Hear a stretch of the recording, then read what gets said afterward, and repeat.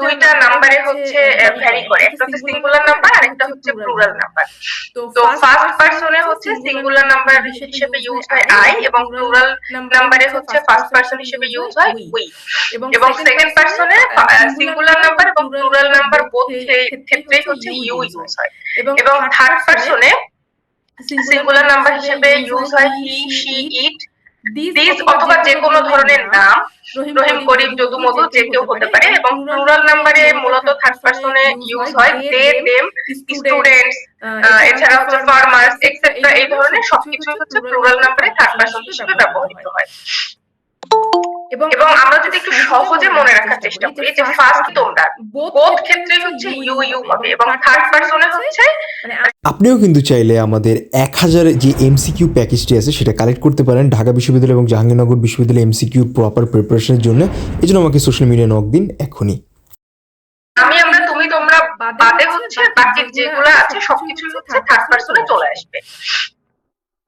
এবং আমরা হচ্ছে অক্সিলারি ভার্ব বা যে কমন অক্সিলারি ভার্বের ক্ষেত্রে ফার্স্ট পারসন সিঙ্গুলার নাম্বার কখন হবে, বা ফার্স্ট পারসনের ক্ষেত্রে প্লুরাল কখন হবে, অথবা সেকেন্ড এন্ড থার্ড পারসনের ক্ষেত্রে সিঙ্গুলার ফর্ম কখন বসবে এবং প্লুরাল ফর্ম কখন বসবে, এটা আমরা এখন দেখবো।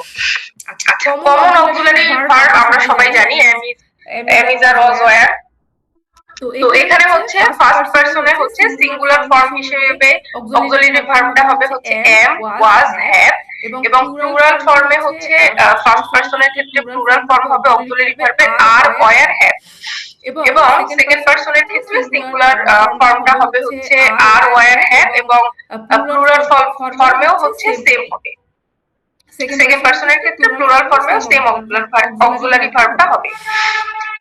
এবং থার্ড পারসনে হচ্ছে ইজ, ওয়াজ, হ্যাজ। এটা হচ্ছে সিঙ্গুলার নাম্বারের ক্ষেত্রে হবে থার্ড পারসনের জন্য। এবং প্লুরাল ফর্মে হচ্ছে আর, ওয়্যার, হ্যাভ হবে। আমি যদি একটু সংক্ষেপে বলি বা একটু সহজ করে বলি, তাহলে হচ্ছে পারসন ভেদে আমাদের যখন নাম্বারটা চেঞ্জ হবে সিঙ্গুলার ফর্মে, বাট প্লুরাল ফর্মে পারসন ভেদে আমাদের ভার্বটা চেঞ্জ হবে না। ভার্বটা সবসময় হচ্ছে প্লুরাল ফর্মে সব পারসনের ক্ষেত্রেই সেম থাকবে, সেটা হচ্ছে আর, ওয়্যার, হ্যাভ। শুধুমাত্র সিঙ্গুলার ফর্মে পারসন ভেদে আমাদের অক্সিলারি ভার্বটা চেঞ্জ হবে। আচ্ছা, নাম্বার বা হচ্ছে পারসনে কি কারো কোনো প্রবলেম আছে কোথাও বুঝতে? না ma'am, clear. Okay, thank you. আচ্ছা, এটা একটা স্লাইডে আর কি আমি যদি একটু রিমেম্বার করি, তাহলে হচ্ছে ফার্স্ট পারসনের ক্ষেত্রে আমি, আমরা, আই, উই। সেকেন্ড পারসনের ক্ষেত্রে ইউ ইউ, যেটা হচ্ছে তুমি, তোমরা।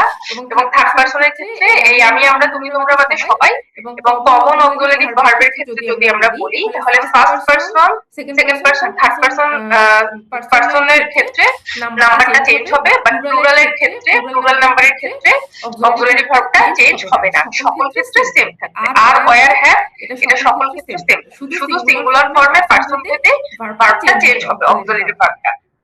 এটা আসলে ইউজটা আমরা সামনে যখন টেন্সের ডিটেইলসে যাব তখন হচ্ছে আমরা ইউজটা দেখবো, এক্সাম্পল দেখবো, তখন আমাদের ব্যাপারটা আরো সহজ হবে। আচ্ছা, টেন্স আসলে আমরা হচ্ছে ক্লাস 4 বলতে গেলে যখনই আমরা পড়ে উঠেছি টেন্স আসলে তখন থেকেই শেখা আমাদের। তাও কোথাও না কোথাও হচ্ছে আমাদের একটু জটিলতা থেকেই থাকে। এখানে আপনারা যারা জয়েন করেছেন তারা সবাই কম বেশি টেন্স জানেন। তারপরেও জিনিসটাকে আরো একটু সহজ ভাবে, আরো একটু গভীরে আমরা যে দেখবো টেন্সটা। তো টেন্সটাকে যদি আমরা কিন্তু সবসময় টেন্সটা পড়েছি যে টেন্সটাকে আমরা, টেন্স তো কত প্রকার? 12 প্রকার, তাই না? প্রেজেন্টের 4টা ফর্ম, পাস্টের 4টা ফর্ম এবং ফিউচারের 4টা ফর্ম। তো আমরা সেইভাবে পড়েছি যে present indefinite tense, present continuous tense, present perfect tense, present perfect continuous tense. কিন্তু আমরা একটু আজকে অন্যভাবে পড়বো। আমরা সকল ইনডেফিনিট এক জায়গায় আনবো, সকল কন্টিনিউয়াস এক জায়গায় আনবো, সকল পারফেক্ট টেন্স এক জায়গায় আনবো এবং সকল পারফেক্ট কন্টিনিউয়াস টেন্স এক জায়গায় আনবো। তো আশা করি এই ফরম্যাটে আপনাদের জন্য একটু বুঝতে সহজ হবে বা জিনিসটা সহজ লাগবে। প্রেজেন্ট ইনডেফিনিট টেন্স, যেটাকে সিম্পল প্রেজেন্ট টেন্সও বলা হয়, যেটার ফর্ম আমরা সবাই জানি, সেটা হচ্ছে সাবজেক্ট প্লাস ভার্ব 1 বা প্রেজেন্ট ফর্ম প্লাস অবজেক্ট। আচ্ছা, কখন আমরা প্রেজেন্ট ফর্মটা ইউজ করব বা প্রেজেন্ট ইনডেফিনিট টেন্স বা সিম্পল প্রেজেন্ট টেন্সটা ইউজ করব? আচ্ছা, মনে করেন আমি এখানে দেখানোর চেষ্টা করেছি প্রায়শই হয়ে থাকে বা নিয়মিত হয় বা সাধারণত আমরা কাজটা করি। মনে করেন আপনি কলেজে পড়েন, আপনি কলেজে যান, তো I go to the college. অথবা মনে করেন আপনি ভাত খান, আই ইট রাইস। এটা কিন্তু আমরা নিয়মিত করি, সাধারণত আমরা করেই থাকি। তো এই ক্ষেত্রে হচ্ছে সিম্পল প্রেজেন্ট হয়ে থাকে। এছাড়াও হচ্ছে কোনো কিছুর পার্মানেন্ট অবস্থা যদি আমরা বোঝাতে যাই অথবা চিরন্তন সত্য বা অভ্যাসগত কিছু বোঝালে সেটা অবশ্যই প্রেজেন্ট ইনডেফিনাইট বা সিম্পল প্রেজেন্ট হবে। আচ্ছা, কোনো কিছু পার্মানেন্ট অবস্থা যদি আমরা বুঝাই বা চিরন্তন সত্য এটা যদি আমরা বলি, দেন হচ্ছে Dhaka is the capital of Bangladesh. এটা হচ্ছে একদম পার্মানেন্ট অবস্থা কোনো কিছুর, যে ঢাকা বাংলাদেশের রাজধানী। এবং চিরন্তন সত্য যেটা বলি আই স্মেলস, বরফ গলে যায়, এটা একদম চিরন্তন সত্য। এছাড়াও হচ্ছে দে প্লে বাস্কেটবল, এই যে অভ্যাসগত কিছু বোঝালে, দে প্লে বাস্কেটবল, তারা খেলছে বা তারা খেলে, এটা হচ্ছে একদম অভ্যাসগত ভাবে তারা খেলে যাচ্ছে, এরকম একটা ব্যাপার বোঝাতে প্রেজেন্ট ইনডেফিনাইট ইউজ হয়। এছাড়াও সাবজেক্ট যদি থার্ড পারসন সিঙ্গুলার নাম্বার হয়, দেন হচ্ছে ভার্বের শেষে এস বা ইয়েস হবে। এবং হচ্ছে আমরা যদি পাস্ট ইনডেফিনাইট বা সিম্পল পাস্টে যাই তাহলে হচ্ছে subject V two past form plus object. আচ্ছা, এটা একদমই সহজ। প্রেজেন্ট ফর্মটা না হয়ে এটা হবে হচ্ছে পাস্ট ফর্ম বা ভি টু যেটাকে আমরা বলি। যেমন হচ্ছে যদি আমি বলি I go to the university, গোর পাস্ট ফর্ম হচ্ছে went, I went to the university. এবং ফিউচার ইনডেফিনাইটে যদি বলি তাহলে ফিউচার ইনডেফিনাইটে ভি1 ভি2 টা সরাসরি বসবে না, এর সাথে আরেকটু কিছু অ্যাড হবে, সেটা হচ্ছে শ্যাল অথবা উইল। তারপরে হবে ভি1 যেটা হচ্ছে ভার্বের প্রেজেন্ট ফর্ম প্লাস অবজেক্ট। এখানে আমরা বলতে পারি I shall go to school অথবা I will go to school. আমরা নিশ্চয়ই জেনে থাকবো শ্যালের ব্যবহারটা আসলে এখন বেশিরভাগ ক্ষেত্রে উঠেই গেছে, এটা তেমন ইউজ হয় না। এখন বর্তমানে সব জায়গায় উইল হয় বা উইল হবে। তো আমরা দেখা যাচ্ছে ফিউচার ইনডেফিনাইটের ক্ষেত্রে আমাদের পার্সন ভেদে বা নাম্বার ভেদে কোনো কিছু চেঞ্জ করা লাগবে না, এটা সকল ক্ষেত্রেই হচ্ছে উইল হবে। They will go to school, I will go to school, he will go to school, সকল ক্ষেত্রেই হচ্ছে উইলটা ইউজ হবে, যেহেতু শ্যালের ইউজটা এখন নাই। এবং আমরা যদি কন্টিনিউয়াসে যাই তাহলে প্রেজেন্ট কন্টিনিউয়াসের ক্ষেত্রে সাবজেক্ট এম ইজ আর ভার্বের আইএনজি প্লাস অবজেক্ট, এটা আমরা জানি আগেই। এম ইজ আর এখানে হবে এবং ভার্বের আইএনজি। সেভাবেই হচ্ছে পাস্ট কন্টিনিউয়াসে হচ্ছে এবং ফিউচার কন্টিনিউয়াসে তিনটা জায়গাতেই ভার্বের আইএনজি ফর্ম থাকবে, শুধুমাত্র ভার্বটা চেঞ্জ হবে। আচ্ছা, প্রেজেন্ট কন্টিনিউয়াসে হচ্ছে আমরা যদি দেখি তাহলে ফার্স্ট পারসন, আমরা আগে নাম্বার এবং পারসন পড়ে এসেছি, তো সেক্ষেত্রে হচ্ছে ফার্স্ট পারসন সিঙ্গুলার নাম্বারের ক্ষেত্রে এম ইউজ হয় এবং সেকেন্ড পারসন সিঙ্গুলার নাম্বারের ক্ষেত্রে আর ইউজ হয় এবং থার্ড পারসন সিঙ্গুলার নাম্বার হলে ইজ হবে। এছাড়া প্রত্যেক প্লুরালেই হচ্ছে আর হবে, আর হয়। তার মানে হচ্ছে first person second person singular নাম্বারের ক্ষেত্রে এবং থার্ড পারসন সিঙ্গুলার নাম্বারের ক্ষেত্রে শুধু চেঞ্জ হবে এবং প্লুরাল নাম্বারের ক্ষেত্রে কোনো চেঞ্জ হবে না, সকল ক্ষেত্রেই হচ্ছে আর হবে। আমরা যদি পাস্ট কন্টিনিউয়াস টেন্সে যাই তাহলে হচ্ছে সাবজেক্ট ওয়াজ ওয়্যার প্লাস ভার্বের আইএনজি প্লাস অবজেক্ট। আচ্ছা, এখানে আমরা যদি কন্টিনিউয়াস টেন্সটা একটু সহজভাবে বোঝার চেষ্টা করি যে অতীতে একটি কাজ হচ্ছিল। প্রেজেন্ট কন্টিনিউয়াসে তো বর্তমানে একটি কাজ হচ্ছে বা চলমান, এটা বোঝাতে present continuous tense. But past continuous হচ্ছে অতীতে কোনো কাজ হচ্ছিল এমন বোঝাতে পাস্ট কন্টিনিউয়াস টেন্স হয়ে থাকে। তো যদি আমি এক্সাম্পল দেই, হি ওয়াজ প্লেইং ফুটবল, সে পাস্টে ফুটবল খেলছে বা অতীতে সে ফুটবল খেলছে, হচ্ছিল, কাজটা করছিল সে। দে ওয়্যার প্লেইং ফুটবল, তারা অতীতে খেলছিল, মানে কাজটা হচ্ছিল। আচ্ছা, এই ক্ষেত্রে আমি একটু বলি, সাবজেক্ট যদি প্লুরাল হয় পাস্ট কন্টিনিউয়াসে তাহলে ওয়্যার ব্যবহার হবে। সাবজেক্টের ক্ষেত্রে যদি প্লুরাল ফর্ম হয় তাহলে অবশ্যই ওয়্যার হবে। এখানে আরেকটা উল্লেখযোগ্য বিষয়, যদি হচ্ছে আমরা সিঙ্গুলার নাম্বার বা নাম্বারের কথা বলি, সাবজেক্ট যদি সিঙ্গুলার হয় এবং ফার্স্ট পারসন এবং থার্ড পারসন হয় তো সকল ক্ষেত্রেই হচ্ছে ওয়াজ হবে এবং শুধুমাত্র সেকেন্ড পারসনে ওয়্যার হবে। এবং ফিউচার কন্টিনিউয়াসে আমরা যদি যাই তাহলে হচ্ছে সাবজেক্ট, এখানে তো ভার্বের সাথে আইএনজি হবে, তার সাথে হচ্ছে শ্যাল বি এবং উইল বি, এটা হচ্ছে যোগ করতে হবে সাবজেক্টের পর এবং তারপরে ভার্বের আইএনজি প্লাস অবজেক্ট। আচ্ছা, ফিউচার কন্টিনিউয়াস টেন্স যদি আমরা মনে রাখতে চাই সহজভাবে ভবিষ্যতে একটা কিছু হতে থাকবে বোঝালে, মানে ভবিষ্যতে হবে।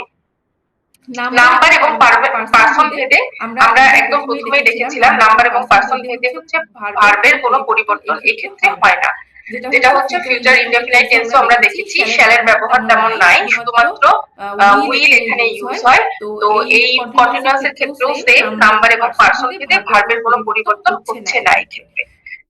আই, হি, দে, ইউ সব ক্ষেত্রে এখানে উইল বি হবে। I will be playing basketball, he will be playing basketball, এভাবেই সবকিছু ক্ষেত্রে উইল বি হবে। আচ্ছা, আমরা যদি এটা একটু সামারাইজ করি, প্রেজেন্ট কন্টিনিউয়াস হচ্ছে বর্তমানে কোনো কাজ চলমান, এটা প্রেজেন্ট কন্টিনিউয়াস টেন্স। অতীতে একটি কাজ হচ্ছিল, এটা পাস্ট কন্টিনিউয়াস টেন্স। এবং ফিউচারে কোনো কাজ হতে থাকবে বা ভবিষ্যতে একটা কিছু হতে থাকবে, এটা বোঝালে future continuous tense. Present continuous টেন্সে first person first person singular নাম্বারের ক্ষেত্রে am হবে, সেকেন্ড পারসন সিঙ্গুলার নাম্বারের ক্ষেত্রে are হবে, থার্ড পারসন সিঙ্গুলার নাম্বারের ক্ষেত্রে is হবে। যেমন he is playing football। Second person যদি আমরা বলি you are going to the school, বা ফার্স্ট পারসনের ক্ষেত্রে যদি বলি I am reading book। এছাড়া প্রত্যেক প্লুরাল নাম্বারের ক্ষেত্রে are হবে। সেম ভাবে হচ্ছে পাস্ট কন্টিনিউয়াস এর ক্ষেত্রে সাবজেক্ট যদি সিঙ্গুলার হয় এবং ফার্স্ট পারসন এবং থার্ড পারসন যে কোনো ফর্মই হয় সেক্ষেত্রে ওয়াজ ব্যবহার হবে। এছাড়া অন্য সেকেন্ড পারসনের ক্ষেত্রে ওয়্যার হবে।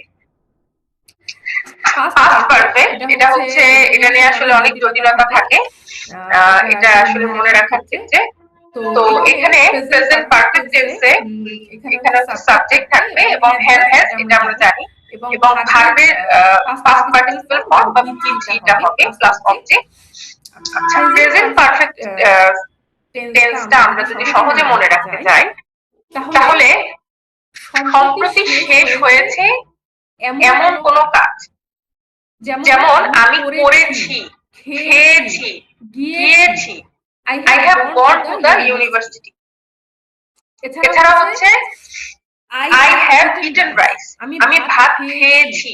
এই যে সেন্টেন্সের শেষে খেয়েছি, ছি, এই ধরনের কিছু যদি থাকে তাহলে হচ্ছে প্রেজেন্ট পারফেক্ট। মানে কাজটা আগে হয়েছে বাট সম্প্রতি শেষ হয়েছে এমন বোঝালে প্রেজেন্ট পারফেক্ট।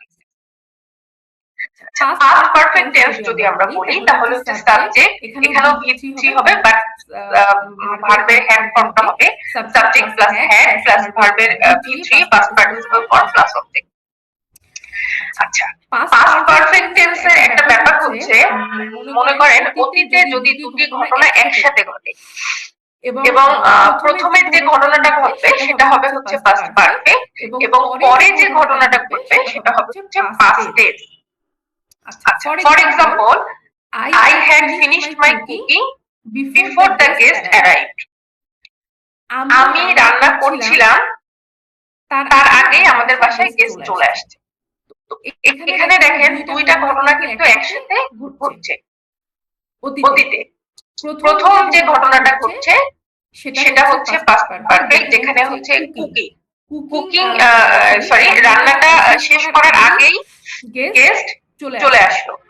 তাহলে হচ্ছে আগে যে ঘটনাটা ঘটছিল প্রথমে সেটা হবে হচ্ছে পাস্ট পারফেক্ট এবং পরে যে ঘটনাটা ঘটলো সেটা হবে হচ্ছে পাস্ট ইনডেফিনাইট বা পাস্ট টেন্স।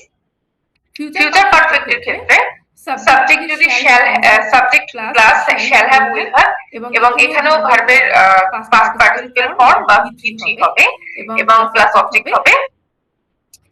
যেমন হচ্ছে I will have finished my cooking, আমি ভবিষ্যতে আমার রান্নাটা শেষ করে থাকবো। এটা এরকম যদি কোনো কিছু বোঝায়। আচ্ছা, ফিউচার পারফেক্টলি কিন্তু অনেক সময় সময় উল্লেখ করা থাকে, কিন্তু সব ক্ষেত্রে যে সময় উল্লেখ থাকবে ব্যাপারটা এটা না, সময় উল্লেখ থাকতেও পারে নাও পারে। এক্ষেত্রে হচ্ছে ভবিষ্যতে কোনো একটা সময়ের মধ্যে যদি কোনো একটা কাজ করা হবে বোঝাবে। যেমন I will have finished my cooking within 5 hours হতে পারে, অথবা হতে পারে I will have finished my reading by 6 PM। আচ্ছা, এখানে দুই ধরনের সময় বোঝায়। তো এক একটা সময়ের ক্ষেত্রে এক এক রকম প্রিপোজিশন ইউজ হয়ে থাকে। যেমন হচ্ছে সময়ের ব্যাপ্তি যদি বোঝায়, তার মানে হচ্ছে একটা দীর্ঘ সময় ধরে যদি আমি কাজটা করি, সেক্ষেত্রে হচ্ছে উইদিন হবে। যেমন I will have finished my reading within 5 hours। তার মানে আমি ভবিষ্যতে 5 ঘন্টার মধ্যে বা 5 ঘন্টা ধরে পড়াটা সম্পন্ন করে থাকবো বা শেষ করে থাকবো। এই যে সময়ের যে একটা ব্যাপার, সময়ের যে একটা ব্যাপ্তি বা সময়ের যে একটা নির্দিষ্টতা, একটা লম্বা সময় বোঝাচ্ছে, এটা এরকম যদি কোনো সময় বোঝায় তাহলে হচ্ছে উইদিন বসবে। এবং যদি কোনো নির্দিষ্ট সময় বোঝায়, যেমন সময়ের যদি নির্দিষ্টতা হয় বা কোনো একটা পয়েন্টে বলে 6 PM বাই মন্ডে বা হচ্ছে সকালে বা বিকালে, এরকম যদি নির্দিষ্টতা থাকে, তো সেই ক্ষেত্রে হচ্ছে বসবে হচ্ছে বাই, সময়ের আগে বাই বসবে, বা হচ্ছে সময়ের যে নির্দিষ্টতা বোঝাচ্ছে সেটার আগে বাই বসবে। যেমন যদি আমি এই উদাহরণ finished my reading by 6 PM, আমি 6টার মধ্যে আমার পড়াটা সম্পন্ন করে থাকবো ভবিষ্যতে, ভবিষ্যৎ বোঝাচ্ছে। অথবা আমি এখানে একটা যদি উদাহরণ দেই, ইউ উইল হ্যাভ বা you must have this report finished by Monday. আপনি সোমবারের মধ্যে আপনার রিপোর্টটি শেষ করে থাকবেন। এখানে উইল হ্যাভও হতে পারে, অথবা উইল হ্যাভটা হচ্ছে ভবিষ্যতে করবে এমন বোঝাতে, আর মাস্ট হ্যাভ হচ্ছে একদম অব্লিগেশন বা হচ্ছে একদম হুকুমের মতো বোঝানো হচ্ছে। তো এই ক্ষেত্রে হচ্ছে ইউ মাস্ট হ্যাভ হবে, এবং ভবিষ্যতে করবো এটা বোঝাতে you will have this report finished by Monday. আচ্ছা, এই এক্সাম্পলটা জগন্নাথ ইউনিভার্সিটিতে হচ্ছে 2017-18 সালের প্রশ্নপত্রে এসেছিল। এই প্রশ্নটা ইউ উইল বা মাস্ট হ্যাভ, যেটাই ইচ্ছা আপনারা দিতে পারেন, this report finished by Monday. আচ্ছা, যদি আমরা একদমই শেষে আসছি টেন্সের, এটা হচ্ছে present perfect continuous, past perfect continuous, future perfect continuous. Present perfect কন্টিনিউয়াসে আসলে আমরা তো এর আগে দেখেছি প্রেজেন্ট ইনডেফিনাইটে ছিল ভার্বের বেস ফর্ম, দেন হচ্ছে কন্টিনিউয়াস টেন্সে ছিল হচ্ছে ভার্বের আইএনজি ফর্ম, এবং কন্টিনিউয়াসে ছিল ভার্বের পাস্ট পারফেক্ট টেন্সে ছিল হচ্ছে ভার্ব ফর্ম, যেটা হচ্ছে V3। এখানেও হচ্ছে ভার্বের আইএনজি ফর্ম হবে, বাট হ্যাভ হ্যাজ বা হ্যাড এর সাথে বা শ্যাল হ্যাভ এর সাথে বিনটা যুক্ত হবে। যদি আমি প্রেজেন্ট পারফেক্ট কন্টিনিউয়াস টেন্সের সূত্রটা বলি, subject plus have been has been plus ভার্বের আইএনজি ফর্ম প্লাস অবজেক্ট।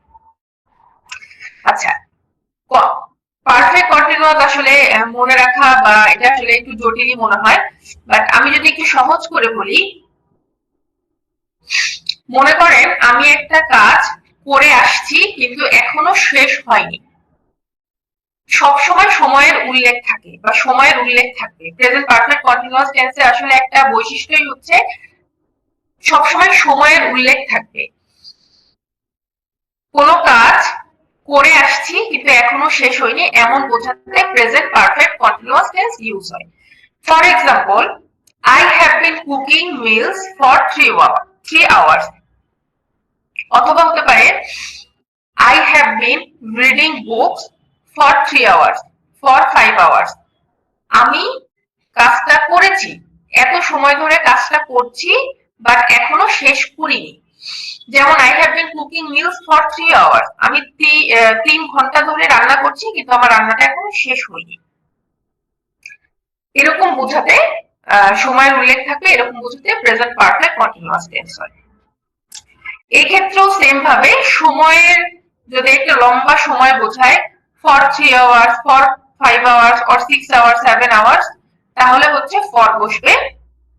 এবং যদি সময়ের নির্দিষ্টতা বোঝায় বা একদম নির্দিষ্ট কোনো সময় বোঝায়, তাহলে হচ্ছে since বসবে।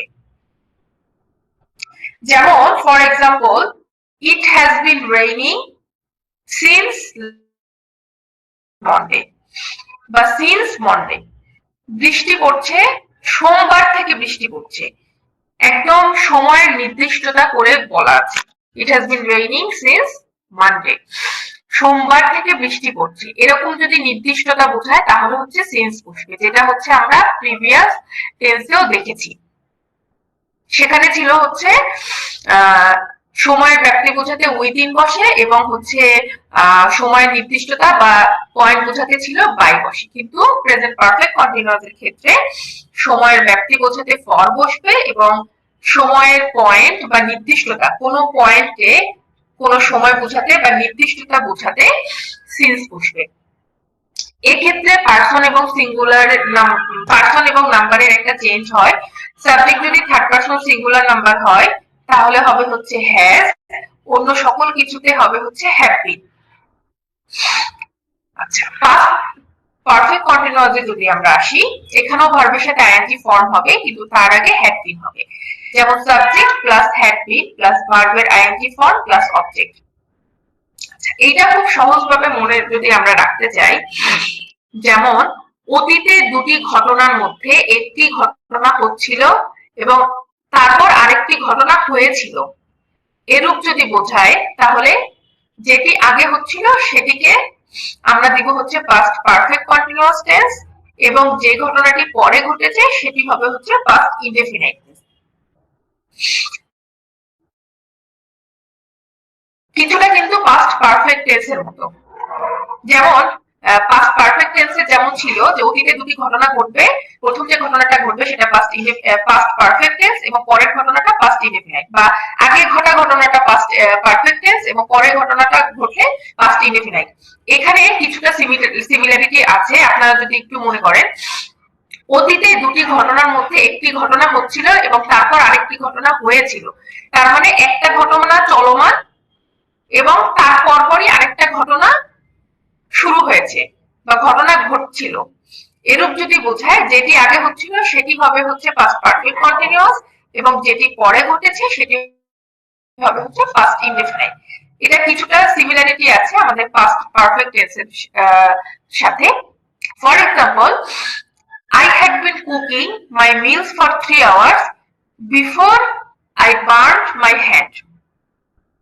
আচ্ছা, এটাকে একটু যদি বোঝার চেষ্টা করি, অতীতে দুটি ঘটনার মধ্যে যে ঘটনাটা আগে ঘটেছিল তারপর আরেকটি। আচ্ছা, আমি রান্না করছিলাম 3 ঘন্টা ধরে আমার হাত পুড়ে যাওয়ার আগে, তার মানে হচ্ছে রান্নার কাজটা আমি আগে করছিলাম, যার কারণে এখানে হয়েছে হ্যাড বিন কুকিং, যেটা হচ্ছে পাস্ট পারফেক্ট কন্টিনিউয়াস টেন্স, এবং রান্না করা অবস্থায় আমার হাতটা পুড়ে গিয়েছে।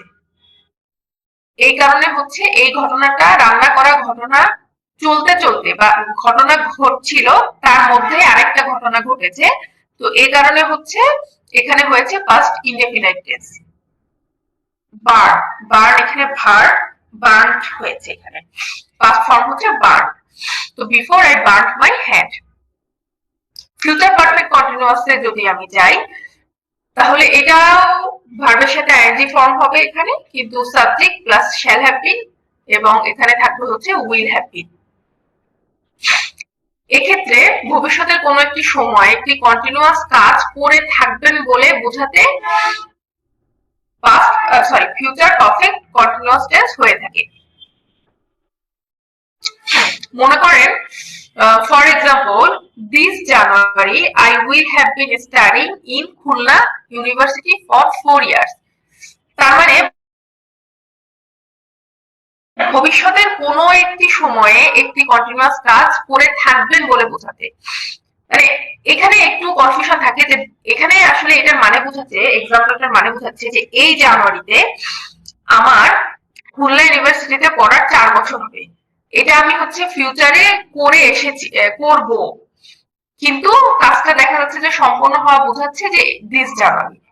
তো ভবিষ্যতের কোনো একটি সময় একটি কন্টিনিউয়াস কাজ করে থাকবেন বলে বোঝাতে future perfect continuous tense. This January I will have been studying in Khulna University for 4 years. আচ্ছা, আমাদের কিছু টেন্সের কিছু স্পেশাল রুলস আছে যেগুলো হচ্ছে আসলে অধিকাংশ সময় বিভিন্ন ইউনিভার্সিটির অ্যাডমিশন টেস্টে এসে থাকে। সেখানে যাওয়ার আগে আমি হচ্ছে একটু আপনাদের কাছে জানতে চাই আপনাদের এখানে বুঝতে কোনো সমস্যা আছে কিনা। না আপু। আচ্ছা, এখানে একটা জিনিস হয়তো মিস গিয়েছে, একটা জিনিস আপনাদেরকে দেখাতে চেয়েছিলাম, সেটা হচ্ছে আপনাদের এক মিনিট। আচ্ছা, ঢাকা ইউনিভার্সিটিতে অথবা অন্য যে কোনো একটা ইউনিভার্সিটিতে হবে একদম রিসেন্ট যে এক্সামটা হলো 23-24 কিন্তু একটা মজার কোশ্চেন হয়েছিল, সেটা হচ্ছে খুব সম্ভব প্রেজেন্ট কন্টিনিউয়াস অথবা হচ্ছে পাস্ট কন্টিনিউয়াস। তারা কি করেছিল জানেন? আপনারা কোশ্চেন সলভ করেছেন কিনা আমি জানি না, তো ওখানে হচ্ছে ওরা খুবই সহজ একটা প্রশ্ন করেছিল, যে ওরা দিয়ে দিয়েছিল যে প্রেজেন্ট কন্টিনিউয়াস বা পাস্ট কন্টিনিউয়াস টেন্সের সূত্রটা কি। ওরা অপশনে দিয়েছিল subject plus was were plus ভার্বের আইএনজি ফর্ম অথবা হচ্ছে সাবজেক্ট প্লাস, এরকম অপশন দিয়েছিল। তো দেখা যাচ্ছে টেন্সটা হচ্ছে হয়তো আমরা ওভাবে হয়তো ভাবি যে আমরা জানি, বা আমাদের হয়তো রুলস ওভাবে মনে রাখা দরকার নেই, বা হয়তো মনে রাখিও বা অনেক সময় ভুলে যাই। তো সেক্ষেত্রে হচ্ছে এরকম প্রশ্ন কিন্তু আসার সম্ভাবনা আছে যে কোনো ইউনিভার্সিটিতে। যেহেতু ওইটা উল্লেখ করে ওইভাবেই কোশ্চেনটা করেছে যে রুলস তুলে দিয়ে বলেছে এটা কোন টেন্স বা প্রেজেন্ট পারফেক্ট টেন্স লিখে দিয়েছে, রুলস কোনটা অপশন দিয়ে দিয়েছে। একদম রিসেন্ট আসা একটা প্রশ্ন। আমি যদি এখানে আমি রেখেছিলাম, কোন এক কারণে হয়তো মিস হয়ে গেছে, আমি ওটা পেলে আপনাদেরকে হচ্ছে আবার বলবো কোন ইউনিভার্সিটিতে ওটা এসেছে। যাই হোক, আমি হচ্ছে আগাই। আচ্ছা, যদি আমরা রুলস নাম্বার 1 দেখি, as if বা as though। আচ্ছা, এই রুলসটা একটু খেয়াল করেন, এখান থেকে অনেক প্রশ্নই আসে অনেক সময়। যেমন as if as though ক্ষেত্রে যদি প্রথমে যদি প্রেজেন্ট টেন্স হয় তাহলে হচ্ছে পরবর্তীতে হবে হচ্ছে পাস্ট সিম্পল বা পাস্ট সিম্পল পাস্ট হবে। যদি প্রথমে প্রেজেন্ট টেন্স থাকে তাহলে পরবর্তীতে হবে সিম্পল পাস্ট বা পাস্ট স্যাম্পল হবে, এবং প্রথমে যদি পাস্ট টেন্স থাকে তাহলে পরবর্তীতে হবে হচ্ছে পাস্ট পারফেক্ট। এই রুলসটা একদম মুখস্থর মতোই বলা যায়, যে মনে রাখার মতো, যে as if as though এর মধ্যে প্রথমটা প্রেজেন্ট টেন্স হলে পরেরটা পাস্ট সিম্পল বা পাস্ট ইনডেফিনাইট টেন্স যাই বলেন না কেন সেটা হবে, এবং যদি প্রথমে পাস্ট টেন্স থাকে তাহলে পরবর্তীতে হবে past perfect. For example, he talks as if he know everything, এটা হচ্ছে ইনকারেক্ট। আচ্ছা, এখানে প্রথমে আছে হচ্ছে এই যে he talks, সেটা টক্সটা হচ্ছে প্রেজেন্ট টেন্স, as if বা as though যাই বলি না কেন এরপরে হবে হচ্ছে পাস্ট সিম্পল বা পাস্ট ইনডেফিনাইট টেন্স। যেমন এখানে বসেছে হচ্ছে he knew everything, সে এমন ভাবে কথা বলছে যেন সে সব কিছু জানে, সে সবকিছু জানতো। he talks as if he knew everything। আচ্ছা, এরপরের এক্সাম্পলটা যদি আমরা দেখি, he talked as though he knew about the matter। আচ্ছা, এখানে প্রথমে আছে হচ্ছে পাস্ট টেন্স, তো পাস্ট টেন্স থাকার কারণে পরে হবে পাস্ট পারফেক্ট। তো কারেক্ট সেন্টেন্সটা সেম ভাবে আছে, he talked as though he had known about the matter। সে এমন ভাবে কথা বলছিল যেন সে বিষয়টা সব বিষয় সম্পর্কে সবকিছু জানে। এটা হচ্ছে কারেক্ট সেন্টেন্স। এন্ড আমরা যদি ফর এক্সাম্পল আমরা যদি প্রিভিয়াস ইয়ার গুলাতে কোশ্চেন দেখি যেটা এসেছে, সেটা হচ্ছে 30th BCS এ একটা প্রশ্ন এসেছে, Rishan talks as if he were a lame. আচ্ছা, রিশান এমন ভাবে কথা বলছে যেন সে বোকা ছিল। আচ্ছা, এখানে ছিল টক্সটা হচ্ছে প্রেজেন্ট টেন্স, এই কারণে এখানে হি ওয়ার বসেছে। ওয়ারটা হচ্ছে পাস্ট সিম্পল বা পাস্ট টেন্সের একটা অংশ। আচ্ছা, ঢাকা ইউনিভার্সিটির সি ইউনিটে 2008-9 সেশনে হচ্ছে এই প্রশ্নটা এসেছিল, they treated me as if I were a child। তারা আমাদেরকে এমন ভাবে ট্রিট করছিল যেন আমি একটা শিশু বা আমি একজন শিশু ছিলাম। এখানেও সেম ওয়েতে ট্রিটেডটাই কিন্তু হচ্ছে প্রেজেন্ট টেন্স, এটা কিন্তু সেম ফর্ম সব ক্ষেত্রে, as if I were a child। তো এখানে বসেছে হচ্ছে পাস্ট সিম্পল বা পাস্ট ইনডেফিনাইট সূত্র অনুযায়ী। আচ্ছা, রুলস 2 এ যদি আমরা যাই, আচ্ছা, যেমন মনে করেন অতীত নির্দেশক শব্দ, যেমন হচ্ছে যে সেই সব শব্দ যা বাক্যটিকে কোনো কাজ অতীতে ঘটেছিল তা বোঝাতে ব্যবহৃত হয়। ফর এক্সাম্পল, লং সিন্স, দীর্ঘ সময়, ইয়েস্টারডে, গতকাল, এগুলো হচ্ছে অতীত নির্দেশক শব্দ, যেগুলো অতীতে কোনো ঘটনাটা ঘটেছে বা কাজ ঘটেছিল তা বোঝাতে মেইনলি ব্যবহৃত হয়। যেমন ago, last night, last week, last Friday, yesterday's previous day, মানে গতকালকের আগের দিন ইত্যাদি। এই ধরনের শব্দগুলো যদি থাকে সাধারণত এই ক্ষেত্রে সিম্পল পাস্ট টেন্স অথবা পাস্ট ইনডেফিনিট টেন্স ব্যবহৃত হয়। আচ্ছা, এইটাও হচ্ছে এক প্রকার মুখস্থর মতো। এই কোশ্চেন গুলো আসলে শুধু ইউনিভার্সিটির অ্যাডমিশন টেস্ট না, আপনার বিসিএস বলেন, জব অ্যাডমিশন টেস্ট, জব বলেন, বা হচ্ছে যে কোনো ধরনের টেস্ট পরীক্ষা বা চাকরির পরীক্ষায়, কম্পিটিটিভ যে কোনো এক্সামে এখান থেকে কিন্তু অনেক ধরনের প্রশ্ন এসে থাকে সব সময়। আমি যদি ফর এক্সাম্পল দেখাই, 3 years ago, এখানে ago আছে, I started my first job, 3 বছর আগে আমি আমার প্রথম চাকরি শুরু করেছিলাম। ago আছে, এই কারণে হচ্ছে হবে past indefinite tense। yesterday, গতকাল, গতকাল কোন কাজ অতীতে ঘটেছিল। we felt a strong earthquake, শক্তিশালী ভূমিকম্প অনুভব করেছিলাম, গতকালকে করেছিলাম, এই কারণে হচ্ছে ভার্বে সিম্পল পাস্ট টেন্স বা পাস্ট ইনডেফিনিট টেন্স হয়েছে। আচ্ছা, আমরা যদি প্রিভিয়াস ইয়ারের একটু কোশ্চেন দেখি, জাহাঙ্গীরনগর জগন্নাথ ইউনিভার্সিটিতে 17-18 সেশনে এসেছিল এই প্রশ্নটা। John told me yesterday that he was getting married in the spring. yesterday আছে,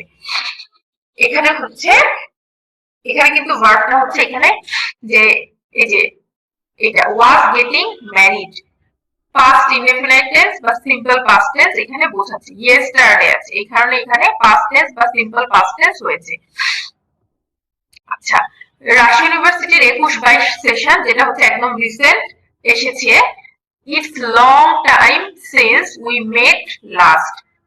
আচ্ছা, এটা দীর্ঘ সময়, we met last, লাস্ট আছে, তাহলে হবে হচ্ছে met, present tense, past indefinite tense বা সিম্পল পাস্ট টেন্স হয়েছে, যে met হচ্ছে এখানে ভার্ব। জাহাঙ্গীরনগর ইউনিভার্সিটিতে 21-22 সেশন, যেটা হচ্ছে খুব রিসেন্ট এক্সাম ছিল, 2 বছর আগে এসেছে। লাস্ট উইক আছে, এখানে আমাদের লাস্ট উইক ছিল। I came by that book you wanted in a small shop. Last week I came, সেই বইটি, যে বইটি তুমি আনতে চেয়েছিলে স্মল শপ থেকে। You wanted in a small shop, যেটা তুমি তোমার সেই ছোট দোকানে চেয়েছিলে, সেই বইটা নিয়ে সে গত সপ্তাহে এসেছে। I came, লাস্ট উইক আছে, এই কারণে হবে হচ্ছে came হচ্ছে ভার্বে V2, যেটা হচ্ছে পাস্ট ইনডেফিনিট টেন্সে বা পাস্ট টেন্সে আমরা ইউজ করি। আচ্ছা, রুলস 3 তে যদি আমরা যাই, সেম ভাবে এখানে কিছু মার্কার্স আছে, যে মার্কার্স গুলা দেখলে হচ্ছে ভার্ব, মানে একদম চোখ বন্ধ করে ওখানে ওই ভার্বটাই হবে। কত লাস্ট স্লাইডে যেটা ছিল, যে last ago, last Friday, last Monday, seen, এই ধরনের কিছু থাকলে হবে হচ্ছে পাস্ট ইনডেফিনিট টেন্স অথবা সিম্পল পাস্ট টেন্স। আচ্ছা, এই রুলস 3 এর ক্ষেত্রে আমাদের কিছু মার্কার্স আছে, যেগুলোর ক্ষেত্রে হবে হচ্ছে প্রেজেন্ট পারফেক্ট টেন্স, যেমন just now, already, recently, yet, lately, ever ইত্যাদি থাকলে প্রেজেন্ট পারফেক্ট টেন্স হয়। প্রেজেন্ট পারফেক্ট টেন্সের সূত্র তো আমাদের অলরেডি মনেই আছে, আমরা পড়ে এসেছি। সাবজেক্ট প্লাস ভার্বের হ্যাভ হ্যাজ প্লাস ভার্বের V3, যেটা হচ্ছে past participle form plus object. এখন যদি আমরা এক্সাম্পল দেখি, ঢাকা ইউনিভার্সিটির চারুকলা 2018 সেশনে এসেছিল, she has just finished her sketch, সে মাত্রই তার স্কেচটি শেষ করেছে বা করেছিল, মাত্র শেষ করেছে। এখানে জাস্ট আছে এবং আগে হচ্ছে হ্যাজ, হ্যাজ বসেছে, হ্যাজ ফিনিশড। এটা হচ্ছে প্রেজেন্ট পারফেক্ট টেন্সের সূত্র। জাস্ট আছে। সেম ভাবে রাজশাহী ইউনিভার্সিটির এই ইউনিট 18 সেশনে এসেছে, 2018 সেশনে। He has just come home. সে মাত্রই বাসায় এসেছে। এই যে জাস্ট আছে, has come, came come came. I have not seen him recently. এটাও এসেছে রাজশাহী ইউনিভার্সিটির এই ইউনিটে 2021 সালে। I have not seen him recently. আমি রিসেন্টলি তাকে দেখিনি। এই হ্যাভ, সিন আমাদের প্রেজেন্ট পারফেক্ট টেন্সের সূত্র। রিসেন্টলি আছে, রিসেন্টলি থাকলে হবে হচ্ছে প্রেজেন্ট পারফেক্ট টেন্স। দেন আছে খুলনা ইউনিভার্সিটির 21 সালের একটা প্রশ্নে এসেছিল, I have not heard from him lately. আমি বিগত দিনে তাকে শুনিনি। দেখেন এখানে হ্যাভ, হার্ড ভার্বের past form, V3 past participle form, have, have. আচ্ছা, জাহাঙ্গীরনগর ইউনিভার্সিটি সি ইউনিটে 16 সালে এই প্রশ্নটা এসেছিল, have you ever been to the museum. আচ্ছা, এখানে হচ্ছে এভার আছে, বিন, এই হ্যাভ এখানে হচ্ছে প্রশ্ন সূচক যেহেতু দিয়ে, আর এখানে হচ্ছে ভার্ব হিসেবে ইউজ হয়েছে বিন, তো এটা হচ্ছে ভার্বের পাস্ট পার্টিসিপল ফর্ম। আচ্ছা, ঢাকা ইউনিভার্সিটির বি ইউনিটে 2022 সালে এই প্রশ্নটা এসেছিল, she has not met her mentor yet. সে এখনো তার মেন্টরের সাথে দেখা করেনি। এখানেও সেম ওয়েতে হ্যাজ আছে, হ্যাজ এর পরে হচ্ছে মেট, ভার্বের পাস্ট পার্টিসিপল ফর্ম বসেছে। আচ্ছা, রুলস ফর যদি বলি, কিছু বিভার্ব আছে, am, is, are, was, were বলেন, অথবা হচ্ছে have, has, had, having got, to be থাকলে ভার্বের পাস্ট পার্টিসিপল হয়, তার মানে হচ্ছে V3। For example, the picture was drawn by Leonardo. এটা হচ্ছে ঢাকা ইউনিভার্সিটি বি ইউনিটের 17 সালে এসেছিল, যে ছবিটি লিওনার্দো দ্বারা আঁকা হয়েছিল। ওয়াজ আছে, ড্রন, V3 ভার্বের past participle form. The house was built last month. এটা আর ইউ এই ইউনিটে এসেছিল 18 সালে। এখানেও সেম ওয়াজ আছে, ভার্বের পাস্ট পার্টিসিপল ফর্ম। সেম ওয়েতে the bridge was constructed in the 1990 যে ইউনিট 16 সাল, ওয়াজ আছে, পাস্ট পার্টিসিপল ফর্ম। সেম ভাবে যদি আমরা বলি have, has, had, having got, get, to be থাকলে ভার্বের পাস্ট পার্টিসিপল ফর্ম। আর ইউ এই ইউনিটে 21 সালে এসেছিল, he has finished the job already. Say already কাজটা শেষ করে ফেলেছে। দেখেন এখানে কিন্তু হচ্ছে আপনারা দুইটা সূত্রেরই একটা উদাহরণ। কিরকম? এখানে হ্যাজ থাকলে যেমন ভার্বের পাস্ট পার্টিসিপল ফর্ম হবে বা V3 হবে, সেম ভাবে কিন্তু আমরা দেখে এসেছিলাম এই যে এই সূত্রটা, যে অলরেডি বা হচ্ছে জাস্ট নাও, রিসেন্টলি এরকম যদি থাকে তাহলে প্রেজেন্ট পারফেক্ট টেন্স হয়। দেখেন এখানেও কিন্তু সেম, অলরেডি আছে, হ্যাজ ফিনিশড। দুইটা সূত্রতেই কিন্তু একটা উদাহরণ আমরা বলতে পারি। আরেকটা উদাহরণ যদি বলি, many houses got destroyed during the earthquake. আচ্ছা, got আছে, ভার্বের পাস্ট পার্টিসিপল ফর্ম হবে, many houses got destroyed during the earthquake. আচ্ছা, এগুলো হচ্ছে মূলত ছিল হচ্ছে আমাদের টেন্স রিলেটেড কিছু আলাদা বা হচ্ছে কিছু অন্যরকম কিছু প্রশ্ন বা রুলস, যেগুলো হচ্ছে নরমালি এসে থাকে। চ্যাপ্টার রুলস থেকে সবসময় আপনারা কম বেশি দেখবেন বিভিন্ন ইউনিভার্সিটির এক্সামে এসে থাকে। আর টেন্সটা মূলত হচ্ছে আমাদের যেই পার্সন এবং হচ্ছে নাম্বার, এটাও ক্ষেত্রেও হচ্ছে অনেক কিছু ভ্যারি করে টেন্সের ক্ষেত্রে। এক্সাম্পল হিসেবে অনেক সময় আমাদের পরীক্ষায় আসে, তো সেগুলো আমাদের মনে রাখতে হবে পরীক্ষা দেখাতে গেলে। আর এই যে চ্যাপ্টার রুলস, এই চ্যাপ্টার রুলস মূলত মুখস্থ করার মতো, একদম মুখস্থ করে ফেলবেন। এটা মুখস্থ রাখলে দেখবেন অনেক প্রশ্ন আসলে আপনারা পাচ্ছেন, আর এই প্রশ্নগুলো ঘুরে ফিরে বিভিন্ন পরীক্ষায় এসে থাকে। এগুলো ছিল হচ্ছে আমার টেন্স রিলেটেড যেই স্লাইডগুলা। আপনাদের কি এখানে বুঝতে কোনো প্রবলেম আছে, বা আপনারা কিছু আর কিছু জানতে চাচ্ছেন কিনা, বা বুঝতে সমস্যা হয়েছে কিনা, থাকলে আমাকে জানাতে পারেন।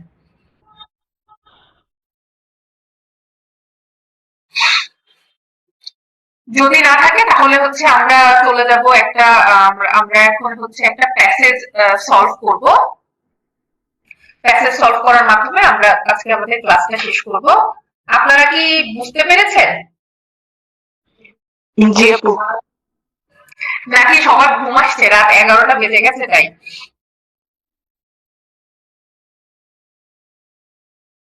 আচ্ছা, তাহলে কি আমি প্যাসেজে আগাবো? জি আপু। ওকে ফাইন, আমরা হচ্ছে প্যাসেজে চলে যাই। আচ্ছা, এই প্যাসেজটা এই মুহূর্তে আমি মনে করতে পারছি না কোন একটা অ্যাডমিশন টেস্টের মনে খুব সম্ভব আরইউ কোন অ্যাডমিশন টেস্টে রিসেন্টলি কোন অ্যাডমিশন টেস্টে আসা একটা প্যাসেজ। আচ্ছা, আমরা একটু প্যাসেজটা পড়ি এবং বোঝার চেষ্টা করি প্যাসেজটাতে কি বলছে। A smart Bangladesh is an innovative vision of the government of Bangladesh to make the country a technologically enabled high-income nation by 2041. অর্থাৎ এখানে বলছে বা এখানে বোঝাচ্ছে আসলে সেন্টেন্সটার মাধ্যমে স্মার্ট বাংলাদেশ আসলে কি। স্মার্ট বাংলাদেশ হলো বাংলাদেশ সরকারের ইনোভেটিভ ভিশন, উদ্ভাবনী সৃষ্টি, একটি উদ্ভাবনী সৃষ্টি of the government of Bangladesh, Bangladesh সরকারের, to make the country a technologically enabled. আচ্ছা, দেশটিকে প্রযুক্তি নির্ভর একটি উচ্চ আয়ের দেশে রূপান্তর করা, হাই ইনকাম নেশন বাই 2041, 2041 সালের মধ্যে বাংলাদেশ গভর্নমেন্টের উদ্ভাবনী দৃষ্টি হচ্ছে বাংলাদেশকে প্রযুক্তি নির্ভর একটি উচ্চ আয়ের দেশে রূপান্তরিত করা। It refers to the use of advanced technologies to improve the quality of people's life. আচ্ছা, এটি এমন একটি উদ্যোগ যেখানে উন্নত প্রযুক্তির advance technologies to improve the quality of people's life, উন্নতি প্রযুক্তির মাধ্যমে মানুষের জীবনমান উন্নত করার পরিকল্পনা। আচ্ছা, and entails 4 pillars, আর এটা মূলত 4টা পিলারের উপর ভিত্তি করে দাঁড়িয়ে আছে এই যে ইনোভেটিভ ভিশন সেটা। আচ্ছা, এবার দেখি 4টা পিলার গুলা কি। Smart citizen, smart society, smart economy and smart government. That means smart নাগরিক হতে নাগরিক, স্মার্ট সমাজ, স্মার্ট অর্থনীতি এবং স্মার্ট সরকার। A smart citizen is about empowering citizens with a digital first mindset. আচ্ছা, এখানে স্মার্ট সিটিজেন বলতে কি বোঝাচ্ছে? A smart citizen is about, smart citizen বলতে বোঝায় empowering citizens, নাগরিকদের সক্ষম করে তোলা with a digital first mindset. আচ্ছা, ডিজিটাল দৃষ্টিভঙ্গি ও প্রযুক্তি নির্ভর চিন্তাধারার মাধ্যমে যে নাগরিক আছে তাদেরকে এম্পাওয়ার করা। আচ্ছা, দেন বলছে citizens in the smart society will be embedded with inter alia digital tolerance, ethics and values. এবার স্মার্ট সমাজ বলতে তারা কি বোঝাচ্ছে? স্মার্ট সমাজে বোঝাচ্ছে যে স্মার্ট সমাজে নাগরিকদের মধ্যে ডিজিটাল সহনশীলতা, ডিজিটাল টলারেন্স সেটা হচ্ছে ডিজিটাল সহনশীলতা, ইথিক্স নৈতিকতা এবং ভ্যালুস সামাজিক মূল্যবোধের চর্চা থাকবে। Smart economy implies an economy to enable a country to be on the forefront of industrial technology revolution. Smart economy বলতে কি বোঝাচ্ছে? স্মার্ট অর্থনীতি বলতে তারা বোঝাচ্ছে an innovation economy, একটি উদ্ভাবনী অর্থনীতিকে বোঝাচ্ছে to enable a country to be on the forefront of industrial technology revolution, যা শিল্প বিপ্লবে নতুন প্রযুক্তিগত পরিবর্তনের সাথে সামঞ্জস্য রেখে দেশকে এগিয়ে নিয়ে যাবে। Smart governance implements paperless offices. আচ্ছা, স্মার্ট সরকার বলতে কি বোঝাচ্ছে? এমন এক সরকার যেখানে থাকবে কাগজবিহীন office and digital services in priority areas, এবং ই সেবা থাকবে প্রায়োরিটি বেসিসে যখন যেটা দরকার, such as for example health care, স্বাস্থ্য সুবিধা, এডুকেশন শিক্ষা এন্ড রেভিনিউ ম্যানেজমেন্ট এবং রাজস্ব ব্যবস্থাপনা ইত্যাদি। However, যাই হোক, digital divide and lack of infrastructure in rural areas still need to be addressed to ensure equal benefits of smart technology for all citizens. আচ্ছা, তবে আমাদের গ্রামীণ এলাকায় এই যে ইনফ্রাস্ট্রাকচার ইন রুরাল এরিয়াস, গ্রামীণ এলাকায় ডিজিটাল যে বৈষম্য, এই যে আমাদের যে হচ্ছে digital divide and lack of infrastructure, digital বৈষম্য এবং যে অবকাঠামোর যে অভাব এখন একটি বড় চ্যালেঞ্জ, যেগুলো আমাদেরকে অ্যাড্রেস করতে হবে। এই যে need to be address to ensure equal benefit, সমতা আনার জন্য বা সমান সুযোগ দেওয়ার জন্য আমাদের এগুলো অ্যাড্রেস করতে হবে of smart technology for all citizens, সকল নাগরিকদের সুবিধা পৌঁছাতে এগুলোর সমস্যার আমাদের সমাধান করতে হবে।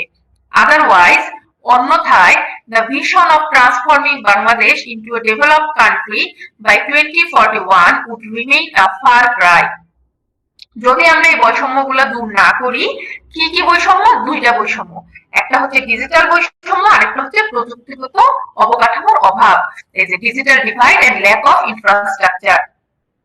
যদি আমরা না করতে পারি গ্রামীণে, এই আমাদের গ্রামের দিকে, গ্রামীণ এলাকায়, আদারওয়াইজ অন্যথায় কি হবে? The vision of transforming Bangladesh 2041 সালের মধ্যে আমরা যে একটা উন্নত দেশে রূপান্তরিত হওয়ার স্বপ্ন দেখি, এটা বাংলাদেশকে সেটা পূরণ করা কঠিন হয়ে যাবে। Would remain a far cry, স্বপ্ন পূরণ করা অনেক দূরের কথা হয়ে যাবে, মানে কঠিন হয়ে যাবে, আ ফার ক্রাই। আচ্ছা, একটা, এবার আমরা চলে যাব প্রশ্নে। এখানে আমরা হচ্ছে প্রশ্নগুলা, আমাদের এই প্যাসেজ থেকে যে প্রশ্নগুলো এসেছে, ওয়েলবিংটা সমৃদ্ধ করা। দ্বিতীয় প্রশ্নে আছে, দ্বিতীয় অপশনে আছে apply the latest technology in every sphere of life.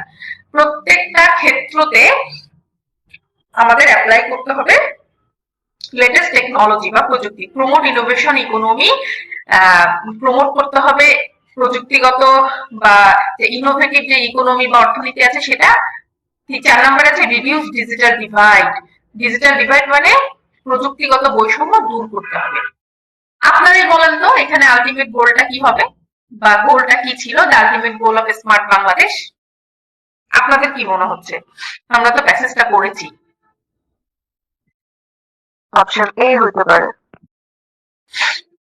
কেন মনে হচ্ছে অপশন এ হতে পারে?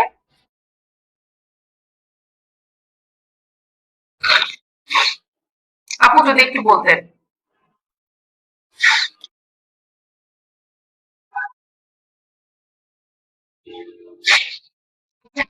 কিছু বলবেন?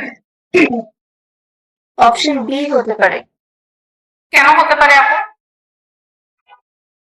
আপনার কাছে হতেই পারে, একজনের কাছে বি হতে পারে, একজনের কাছে এ হতে পারে, এটা হতেই পারে, এটা মানে সমস্যার কিছু না।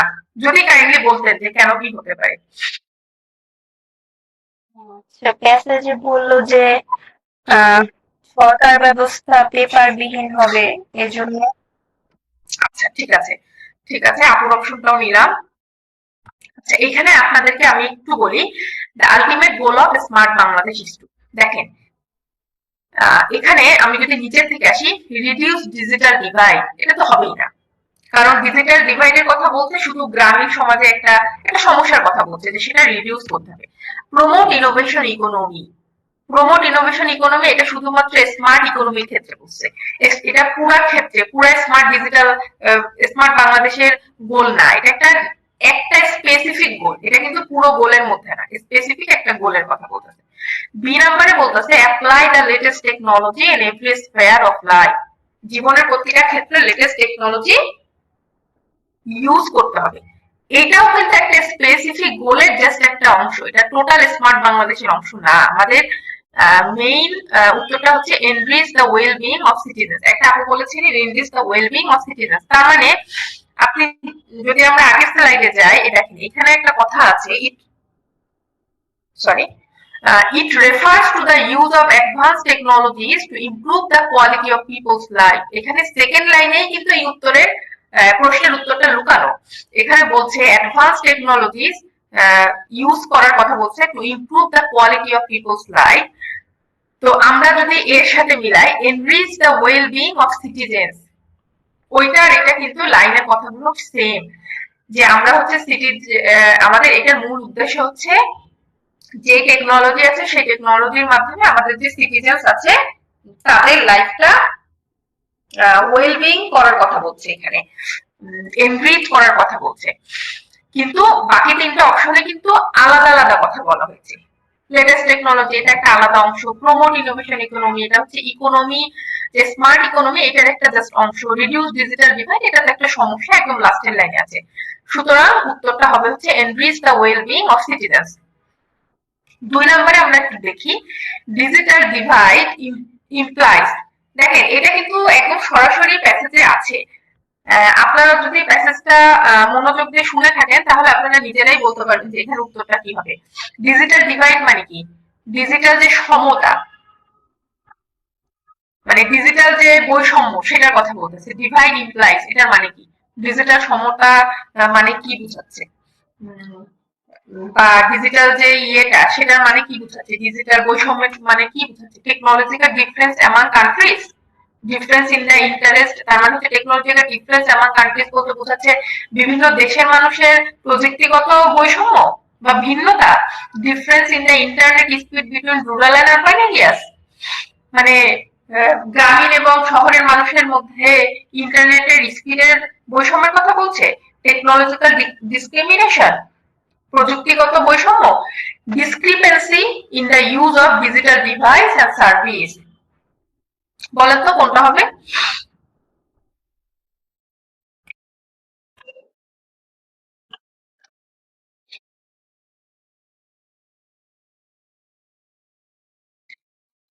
না,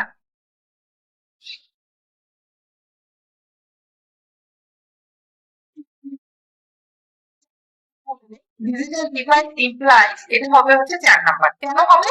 discrepancy in the use of digital device and service. এই দেখেন আমাদের এখানেই কিন্তু বলে দিছে, however digital divide and lack of infrastructure in rural areas still need to be addressed. এই দেখেন ডিজিটাল ডিভাইস মিন্স বোঝাচ্ছে discrepancy in the use of digital device and services, তার মানে ডিজিটাল ডিভাইস এন্ড সার্ভিসেস এর অসমতা আছে, এটাকে মূলত ডিজিটাল ডিভাইড বলতে এটা বোঝাচ্ছে। 3 নম্বরে আমরা যদি দেখি which of the following best describes smart Bangladesh. মূলত কোন লাইনটার মাধ্যমে আমরা স্মার্ট বাংলাদেশের একটা মানে সঠিক মানে এই লাইনটার মাধ্যমে আমরা বুঝতে পারি যে স্মার্ট বাংলাদেশ বলতে কি বোঝাচ্ছে। প্রথমটা যদি একটু বলি, turning Bangladesh into a technology based nation, a country focusing on technical education and innovation, a country having citizens with digital firm mindset, a country preferring machines in industrial and service sectors. কেউ কি বলতে চান এখানে কোনটা হতে পারে উত্তর?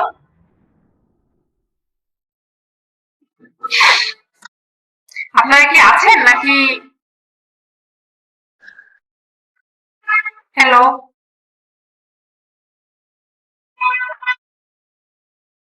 এ হতে পারে। আচ্ছা এ হতে পারে।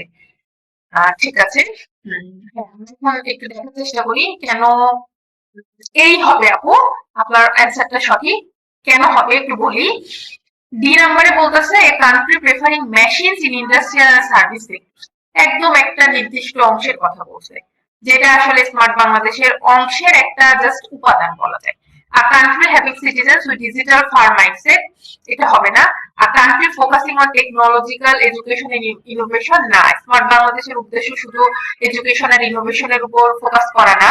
Turning Bangladesh into a technology based nation, তার মানে হচ্ছে বাংলাদেশকে একদম টেকনোলজি বেসড জাতিতে পরিণত করাই হচ্ছে স্মার্ট বাংলাদেশের উদ্দেশ্য বা বেস্ট ডেসক্রাইব করছে এই লাইনটা বা এই পয়েন্টটা। 4 নম্বরে আমরা যদি যাই last, which of the following options better reflects a digital fast mindset. আচ্ছা ডিজিটাল ফাস্ট মাইন্ডসেট বলতে মূলত কোনটা বোঝাচ্ছে? Ignoring traditional modes of communication, preferring digital channels and tools in all spheres of life, excelling in technological skills, focusing more on technological devices. আচ্ছা এখানে আমি আপনাদেরকে বলে দেই উত্তরটা। ডিজিটাল ফাস্ট মাইন্ডসেট মানে কি? জীবনের প্রতিটা ক্ষেত্রে আপনি প্রযুক্তি বা টেকনোলজি ব্যবহার করবেন, এরকম একটা ডিজিটাল ফার্স্ট মাইন্ডসেট আপনার মধ্যে থাকতে হবে। তো ডিজিটাল ফার্স্ট মাইন্ডসেট বলতে এই অপশন যদি বলি, ignoring traditional modes of communication, আসলে তা না। আমরা হচ্ছে ডিজিটাল ফার্স্ট মাইন্ডসেট মানে এই না যে আমরা ট্রেডিশনাল মোডস অফ কমিউনিকেশন বাদ দিয়ে দিব বা এটাকে ইগনোর বা ডিজিটাল ফার্স্ট মাইন্ডসেট হতে হবে। সি নাম্বার যদি একটু বলি, এক্সেলিং ইন টেকনোলজিক্যাল স্কিলস, ব্যাপারটা তাও না যে শুধু যে আমরা টেকনোলজিক্যাল স্কিলে অনেক বেশি বড় হব, ব্যাপারটা সেটাও না। Focusing more on technological devices, শুধু যে টেকনোলজিক্যাল ডিভাইসের মধ্যে বেশি ফোকাস করতে হবে, ব্যাপারটা সেটাও না। বি নাম্বার উত্তর, বি নাম্বারটা হচ্ছে preferring digital channels and tools in all spheres of life. তার মানে ডিজিটাল ফার্স্ট মাইন্ডসেট মানে হচ্ছে আমাদের জীবনের প্রতিটা ক্ষেত্রে আমাদেরকে ডিজিটাল চ্যানেলস বা টুলস ইউজ করতে হবে, একদম ডিজিটাল সবকিছু। ইন্টারনেট হতে পারে, ইন্টারনেটের মধ্যে আমাদের অনেক কিছু, এখন অনেক চ্যানেল আসছে বা অনেক সাইট আসছে, যেমন এখন মানুষ হচ্ছে আগে গুগল ইউজ করতে, এখন চ্যাট জিপিটি ইউজ করতেছে। এটা একটা ডিজিটাল চ্যানেল এর ক্ষেত্রে ফার্স্ট আগে এগিয়ে গেছে, টুলস এর ক্ষেত্রেও same. Digital mindset, fast mindset means preferring digital channels and tools in all spheres of life. এটা হচ্ছে বি নাম্বার আনসার। আচ্ছা, অনেক রাত হয়েছে, আমার ক্লাসটা আমি এখানেই শেষ করছি। পুরো ক্লাসটাতে হচ্ছে কারো যদি কিছু বোঝার থাকে বা যদি কিছু না বুঝে থাকেন, সেটা আমাকে বলতে পারেন, আমি আপনাদের উত্তর দেওয়ার চেষ্টা করব।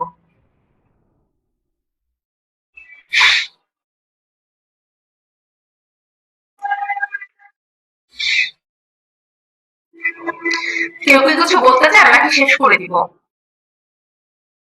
না আপু, থ্যাংক ইউ। ওকে, কি মনে করবো আমি, আপনারা কি সব বুঝে ফেলছেন নাকি কিছুই বুঝেন নাই? এর যে কোনো একটা, কারণ আপনারা হচ্ছে কথাই বলছেন না। কারণ একটা ক্লাসে যখন শোনেন, একটা ক্লাসে যদি অনেক রাত হয়ে গেছে, সবার হয়তো ঘুম আসছে, একটা ক্লাসে যদি আমিও পড়াচ্ছি শুধু, যদি আপনারাও মানে পার্টিসিপেট না করেন, তাহলে আমি বুঝবো কিভাবে আপনারা বুঝতেছেন নাকি বুঝতেছেন না, নাকি অতিরিক্ত বোরিং লাগতেছে এই কারণে কিছু বলতেছেন না। আপনারাও চেষ্টা করবেন পরবর্তী ক্লাসগুলোতে একটু ইন্টারঅ্যাক্ট করার জন্য। আমি ধরেই নিচ্ছি যে আপনারা সবকিছু বুঝে ফেলছেন, কারণ আজকের টপিকটা খুব একটা কঠিন ছিল না, সহজ ছিল। আমরা অনেক ছোটবেলা থেকেই পড়ছি। ঠিক আছে, সবাইকে গুড নাইট, শুভরাত্রি, ভালো থাকবেন সবাই। আশা করি নেক্সট ক্লাসে আপনাদের সাথে আবার দেখা হবে। ধন্যবাদ, আল্লাহ হাফেজ।